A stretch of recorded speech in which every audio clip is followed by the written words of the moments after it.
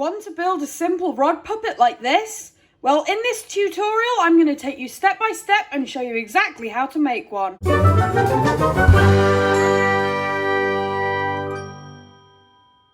Alright, so I started out with a very simple sketch of the character. Usually you'd go into a lot more detail than this, you'd add more colour in, and it would overall be more polished, but because today it's just a quick video, and we're not really working to a brief, I've just done a very quick sketch to kind of show you guys what our end product is kind of going to look like.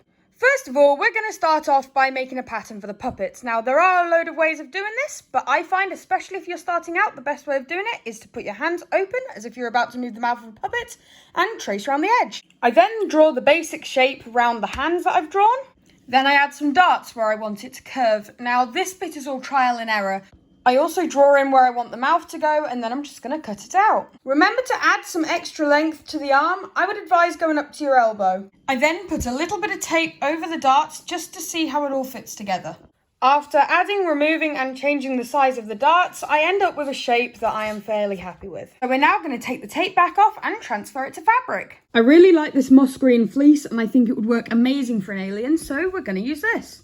I'm going to do the head out of green and the body out of some fur fabric. When cutting the head out, make sure to leave a little bit of seam allowance. Now we're going to do the mouth plate. Once again, this bit's very trial and error, so join your darts up and let's see what shape your head becomes. You can then use that to find out how big half of the mouth plate needs to be. Then if you do that on a folded over piece, you can then find out the full shape of the mouth plate. Now you're going to want to transfer that mouth plate to some foam. You're going to want to cut that out of some fabric. I would use a contrasting fabric and leave some seam allowance. I have some nice blue faux fur left over from another project that I'm going to use for the body. When cutting fur, I would advise either to use a craft knife or scissors with very small snips close to the backing, so you don't lose any of that length. So far we have the puppet's head and the body, but we're going to need some arms, so let's do that bit next.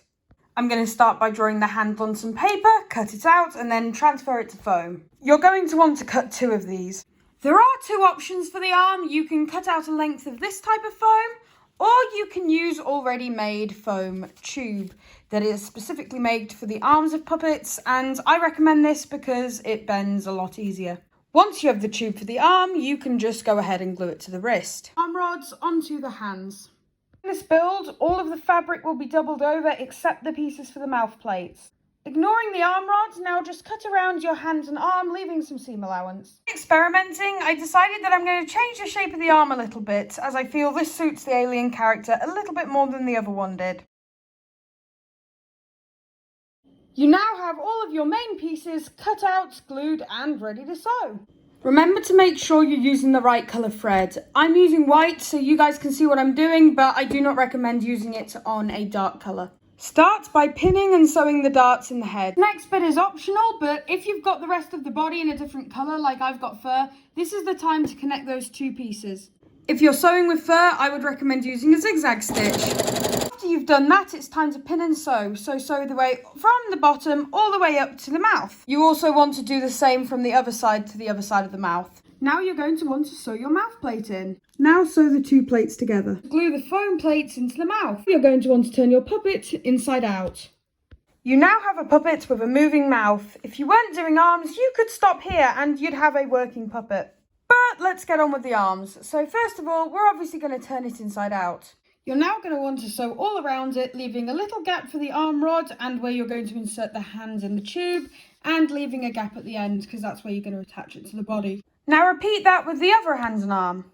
This is the fiddly bit. You want to fit this inside of here, so insert it in the little gap you've made there. Then work this tube down the other tube. Now you're going to want to hand sew this area closed. Then hand sew the arm to the body. Finally, it's time to add details. Add eyes, a nose, whatever you want. Also, if you use Antron fleece, I recommend going along the seams with a pin and just picking it out. Be gentle or you might rip the stitching or the fabric, but that will make them invisible. And here is the finished puppet. As you can see, I've added details like an eye, antenna, and a tongue. I've also added details on the hands. As you get better at building puppets, you'll probably lean more away from this and more to building with foam. And I will hopefully cover that in a future video. But for the time being, hopefully this helped. Obviously try everything in this video at your own risk, and I'll see you next time. Bye!